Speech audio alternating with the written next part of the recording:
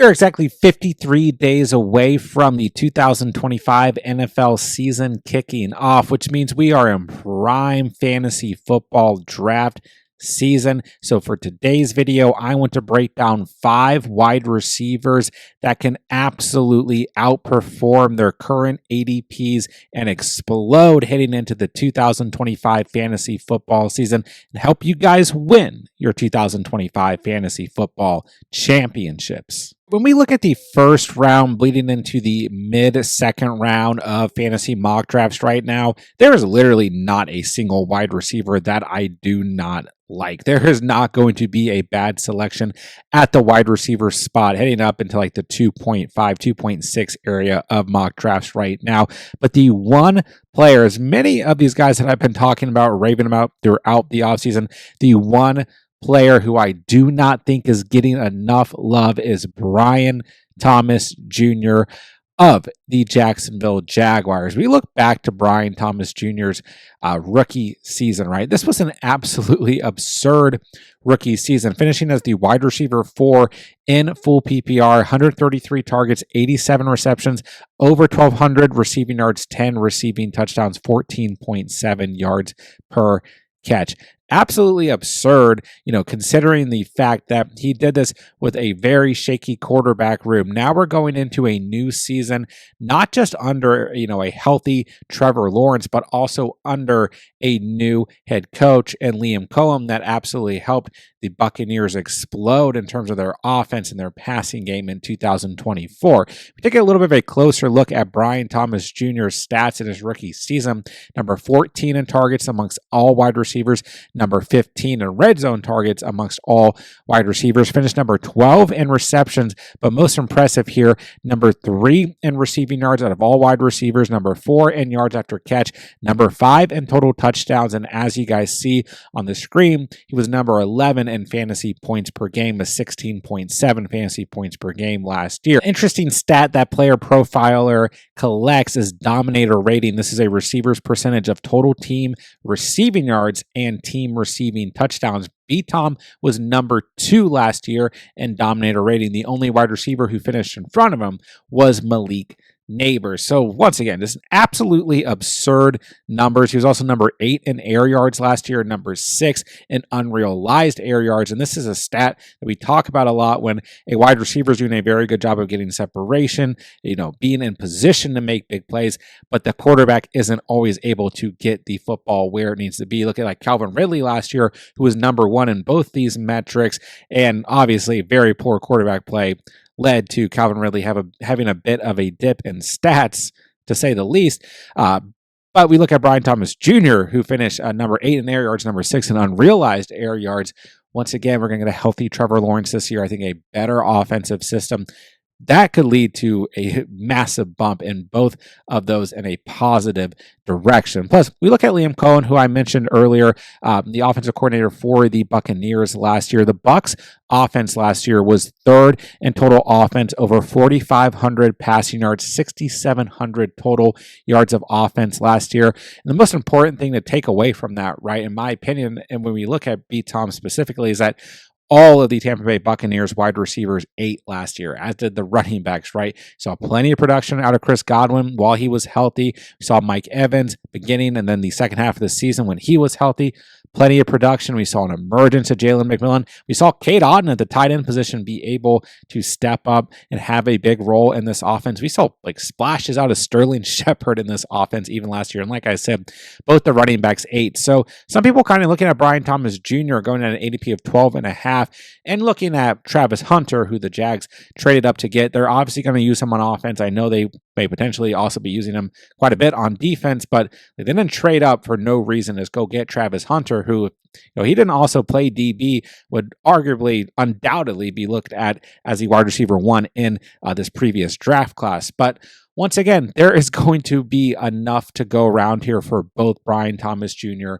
and Travis Hunter in this offense. You look at the rest of this roster, there's really nobody who scares me in terms of a massive amount of target share being taken away. So everything is there for Brian Thomas Jr. And I just think when you look at last year finishing as the wide receiver 4, I know that once again, the first round going into like the mid-second round is absolutely loaded at the wide receiver position. But I just don't think that Brian Thomas Jr. is getting enough love or enough credit for what he did with Trevor Lawrence injured and Mac Jones at quarterback last year. He is in position to absolutely ball out in 2025 fantasy football. I think you guys have to draft him when he is available on the board. Next up, let's talk about another sophomore wide receiver. That is Ladd McConkey of the LA Chargers, a player who I feel like is being, talked about in a lot of fantasy content right now, and for good reason. Also going kind of like the beginning of the second round area has really moved up in ADP over the past couple of weeks.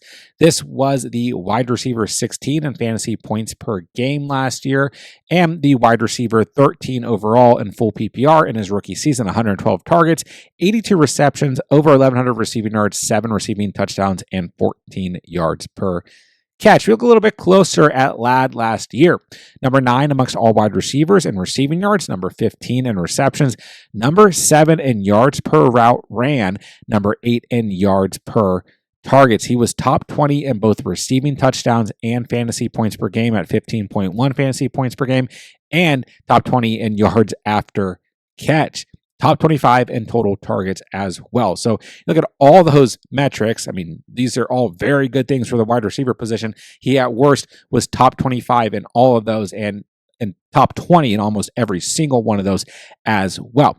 But, we look at the Chargers last year. Justin Herbert got hurt in, the preseason and training camp, went into the beginning of the year hurt. And between weeks 1 and 4, we still saw 2 double-digit fantasy performances out of Ladd McConkey. And then Justin Herbert gets banged up again early in the season. This team didn't really get going throwing the football until like mid-season around like week 6 or 7, but really started clicking against a poor Saints secondary in week 8. And that was kind of like that breakout Ladd McConkey moment. 6 targets, 6 catches, 111 receiving yards, 2 receiving touchdowns, and 18.5 yards per catch in that game. And then we look at that. If we look after week 8 last year, we only had 1 single digit fantasy game for Ladd McConkey. Every other game after week 8, he had double-digit fantasy performances. We could get that week in and week out if and when Justin Herbert is fully healthy this year and Ladd McConkey is fully healthy this year. So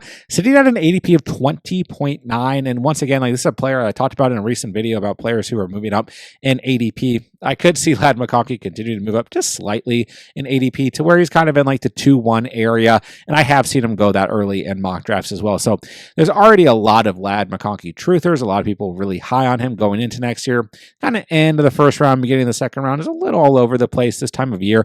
It typically is, but I think there are a lot of people high on Ladd McConkey for a lot of the same reasons I just talked about. A lot of very impressive metrics in his rookie season. The one thing that I do kind of look at this Chargers offense and worry about is that I still think they're a run-first team. I think that this Jim Harbaugh system, they want to play defense, run the football first, but I just don't think that there's any denying that they're going to be getting Ladd McConkey insanely involved and that he is the vocal point of the passing attack here. We look at the rest of this roster in terms of wide receivers. Trey Harris, I do like the rookie wide receiver joining this team out of Ole Miss, but then we got like Quentin Johnston, Mike Williams. I'm just not worried here. And then Tyler Conklin and Will Dissly at the tight end position. I think Omar Hampton can offer some passing upside here, but for the most part, Hampton and Najee Harris, as long as any fireworks aren't going to cause Najee Harris to miss any time this year, I think they're going to primarily be used as like traditional 3-down backs. But I think Hampton is the back who could get some volume here.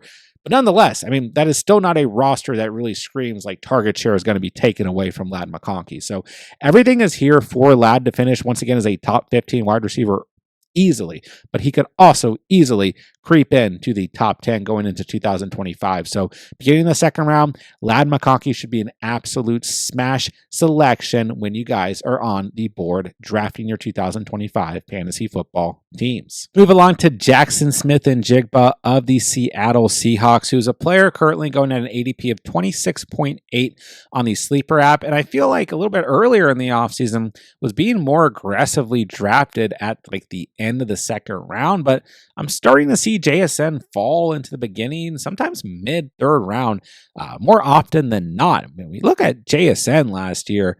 I mean, what an impressive year in his sophomore campaign. 14.9 fantasy points per game, finishing as the wide receiver 17 in fantasy points per game, 137 targets, 100 receptions, over 1,100 receiving yards, 6 receiving touchdowns, and was the wide receiver 9 in full PPR. A little bit of a closer look. Number 6 in total routes ran amongst all wide receivers.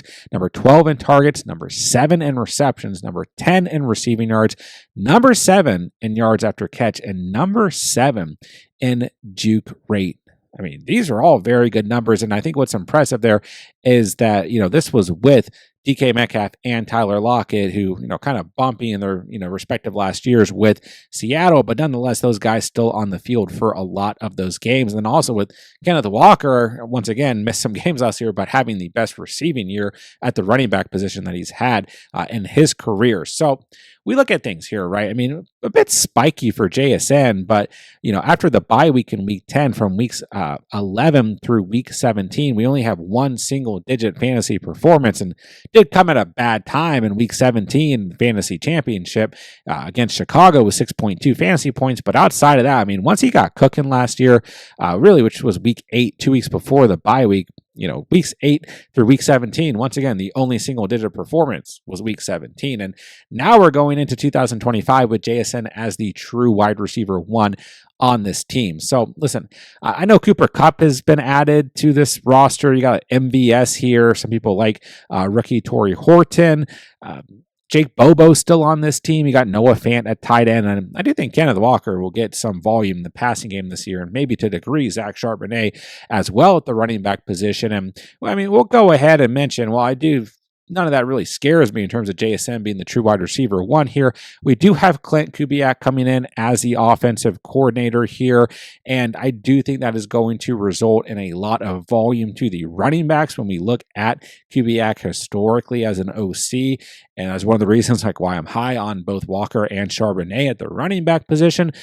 But once again here, I think we're going to get a pretty good year out of Sam Darnold at the quarterback position. Another reason why I like, and I've talked about Walker and Charbonnet a lot recently. No matter how you slice it, Sam Darnold had an MVP caliber season last year. I know it was a bit rocky at the end. There were 1 or 2 games mid-season that were kind of like reminiscent of, Sam Darnold seeing ghosts or whatever.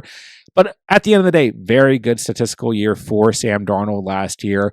He was able to support Justin Jefferson and Jordan Addison, both with very viable fantasy years last year. They combined for over 2,300 receiving yards last year. So I have no worry whatsoever that JSN can't, produce as a true wide receiver 1, even if Cooper Kupp, if you're worried about him, gets, some volume here, because once again, JJ and Addison were perfectly fine last year and supported by Sam Darnold at the quarterback position. So like I said, I feel like JSN, people were a lot higher on him earlier in the offseason, and now maybe he's falling back just a little bit, but I'm not worried about anything here. I think at the end of the day, this is another situation where even if this team is kind of a run-first offense, they're going to give all of the volume in the passing game to JSN at the wide receiver position. He is in line for a monster third season in the NFL. So I think he's a fantastic value where he's currently being drafted, and a player you guys need to start drafting more aggressively as we move in to the month of August. Next up, let's talk about T. Higgins of the Cincinnati Bengals, a player that I have been talking about all offseason long. Currently going at an ADP of 34.6 on the Sleeper app, was the wide receiver 17 in 2024. 109 targets, 73 catches, 911 receiving yards, 12.4 yards per catch, and 10 receiving touchdowns, finishing as the wide receiver 5 in fantasy points per game with 18.5 fantasy points per game. The wide receiver 5. I'll say that again, in fantasy points per game. I get it. Only played 12 games last year, only played 12 games in 2023. But even with that, you can't deny that there is a massive amount of upside locked into the name that is T. Higgins going into the 2025 season. One positive I always talk about with T. Higgins is that Jamar Chase is on the field.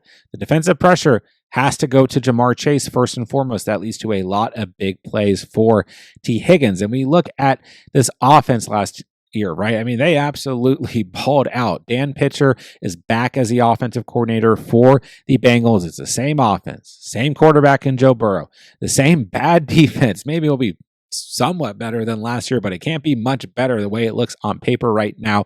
The Bengals were ninth in total offense in the NFL last year with over 4,900 passing yards. They are the only team who finished in the top 10 in total offense last year that had under 2,200 rushing yards. They had like 1,500 rushing yards last year, and they still finished in the top 10 in terms of total offense last year because they had so much volume in the passing game.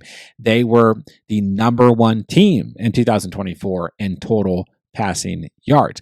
We look at T. Higgins last year, number 5, in red zone targets, number 5 in total touchdowns, number 5 in fantasy points per game, as we said, but also number 4 in expected fantasy points per game. He was top 30 in receiving yards, top 30 in receptions, top 30 in targets. He's averaged double-digit fantasy points in 3 straight seasons. I've started to see some people like, T. Higgins is going to be a bust, knocking T. Higgins. He got the contract, all of that stuff.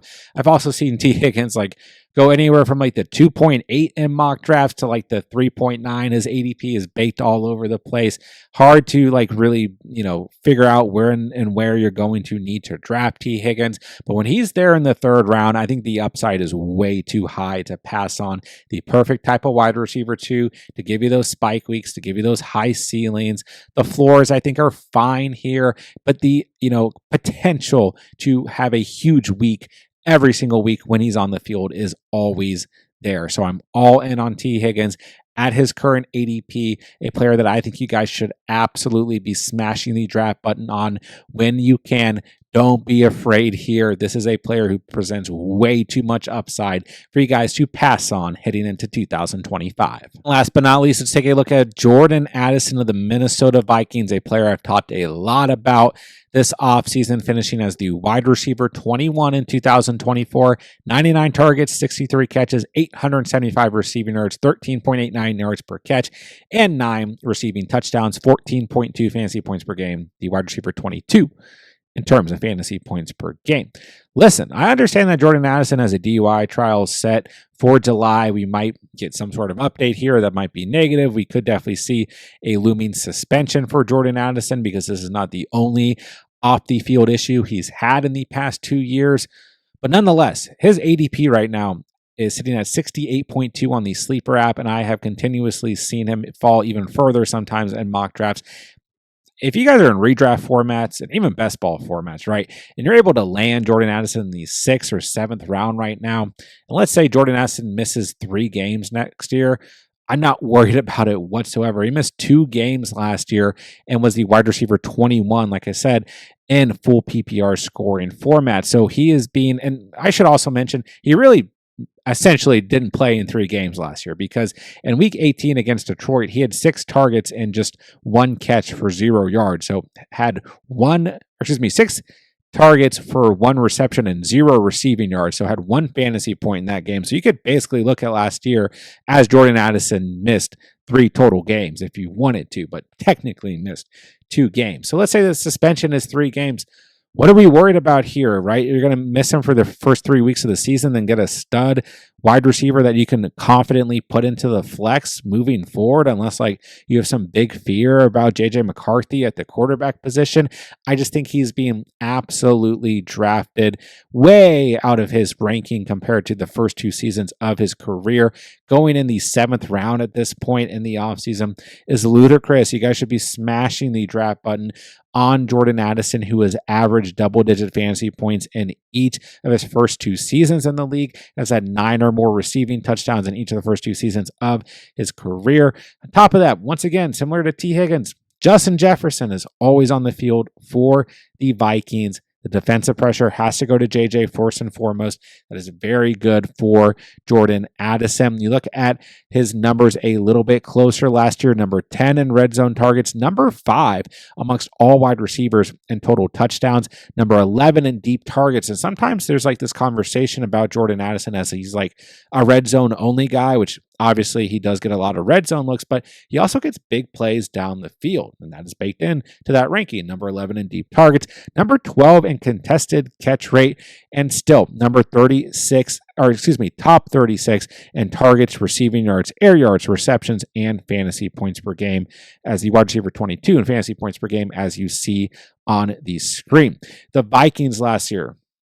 Listen, Wes Phillips is back as the offensive coordinator. We know that this Kevin O'Connell system is made to throw the football regardless of who is at quarterback. We talked about that earlier. Sam Darnold's performance last year to a degree, right? The Vikings were number 12 in total offense last year with over 4,300 passing yards. Sam Darnold was able to support JJ and Addison last year. I think that JJ McCarthy can get it done this year. I'm not worried about this offense, the quarterback position whatsoever. And speaking of potential suspension, like we touched on, if that does happen, we could see Jordan Addison's ADP drop even further, right? Maybe another round, maybe even 2 rounds. And I think that is a good thing, and that makes him even more of a bargain going into 2025. So right now, he should not be getting drafted this late in fantasy drafts, in my opinion. But as long as he is, I am smashing the draft button. I think this is one of the best wide receivers that you guys can take in later rounds as a potential flex this year. Not personally worried about the suspension, what this offense is going to look like next year. I think Jordan Addison is being massively undervalued at his ADP as we move in to 2025 fantasy football. And that'll do it for today's video. There are 5 wide receivers that can absolutely break 2025 fantasy football. If you guys are new to the channel, this is all we do here all year long: free fantasy football content, redraft, dynasty, and best ball. If you guys are into that, be sure to subscribe on the way out. If you guys have any fantasy football questions, make sure you drop them down below. I'll get back to you guys when I can. If you guys want to see more videos to help you guys get prepared for the 2025 fantasy football season, if you guys want to see mock draft strategy videos, some of our live streams where we mock draft with you guys, some of my best ball live streams, whatever it may be, whatever you guys need for the 2025 fantasy football season will be right here in these playlists. With that, I'll say thank you guys so much for watching and or listening, and remember, you saw it here on The Catch.